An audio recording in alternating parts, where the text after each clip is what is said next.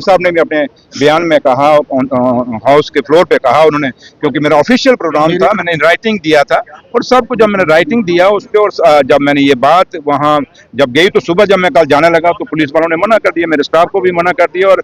मुझे कन्वे कराया गया कि भाई, और मेरे घर के बाहर भी पुलिस लगाई गई, थोड़े से लोग लगा दिए गए कि ये वहाँ जा ना पाए। तो फिर मैंने वो प्रोग्राम ही कैंसिल, क्योंकि हम जिम्मेवार सरकार हैं, नेशनल कॉन्फ्रेंस, हमारे कायद डॉक्टर फारूक अब्दुल्ला साहब ने हमें एक ही बात सिखाई है कि लाशों के साथ कभी सियासत नहीं करनी। उमर साहब ने भी यही कहा कि लाशों पे खेल के हमने ये गवर्नमेंट नहीं चलानी, हमने लोगों के साथ हमदर्दी करनी है। और हमदर्दी ये थी, को तो मैंने कहा ना, वही हमदर्दी ये थी कि मैं वहां जाता, मैं उनके गम में शरीक होता, जो लोग चले गए थे उनको मैं वापस नहीं ला सकता था, कम से कम एक हमदर्दी जताता सरकार की तरफ से, उमर साहब की तरफ से, डॉक्टर साहब की तरफ से। लेकिन जब मुझे रोका गया कि इस नाम पे, इस बुनियाद पे कि वहाँ लॉ एंड ऑर्डर की प्रॉब्लम है, भैया अगर मेरे लिए था तो बीजेपी का एलओपी आपने भेज दिया, उनके पूरे एमएलए भेज दिए, क्या उनके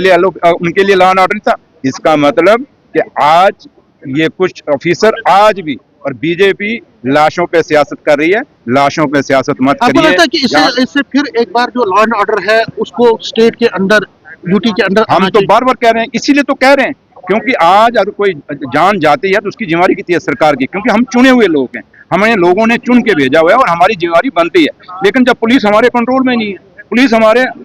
तभी तो हम स्टेट मांग रहे हैं, हम कहते हैं स्टेट दे दीजिए और स्टेट के अंदर पुलिस भी हमारे हवाले होगी, फिर पुलिस की अकाउंटेबिलिटी भी होगी। अगर कोई कहीं डेथ होती है, कोई मारा जाता है या किसी तरीके का कोई मतलब कि लॉ एंड ऑर्डर की प्रॉब्लम आती है तो फिर जिम्मेवारी हमारी बनती है। तो लिहाजा जो कल हुआ ये नहीं होना चाहिए था और उम्मीद करेंगे कि इन फ्यूचर ऐसा नहीं होएगा। अफसोस, ये पहली दफा हुआ, ये हिंदुस्तान की रवायत नहीं है, ये हिंदुस्तान का कल्चर नहीं। और जिस जम्मू कश्मीर को आज खुद एक एमएलए साहब कह रहे थे कि शेर और बकरी ने यहाँ पानी पिया, मेरे भाई अगर शेर और बकरी ने पानी पिया, ये तकरीर हमें मत करिए, पहले आप इंप्लीमेंट कर देखिए। अगर एलओपी जा सकता है, बीजेपी जा सकता है, तो जम्मू कश्मीर की सरकार, नेशनल कॉन्फ्रेंस लेड सरकार का डिप्टी चीफ मिनिस्टर वहां बिलावर में क्यों नहीं जा सकता? ये बदकिस्मती और एक सवाल खड़ा करता है। जहाँ ताल्लुक है ये जम्मू कश्मीर की, हमारी संस्कृति, हमारा कल्चर, चाहे हिंदुस्तान का कल्चर, संस्कृति, ये हमें नहीं सिखाता। जो कुछ वहाँ जो हुआ, जो वीडियो मैंने भी देखी, नहीं होना चाहिए था, लेकिन ऑनरेबल सीएम साहब ने उस पर एक इंक्वायरी बैठा दी है और उस इंक्वायरी के तहत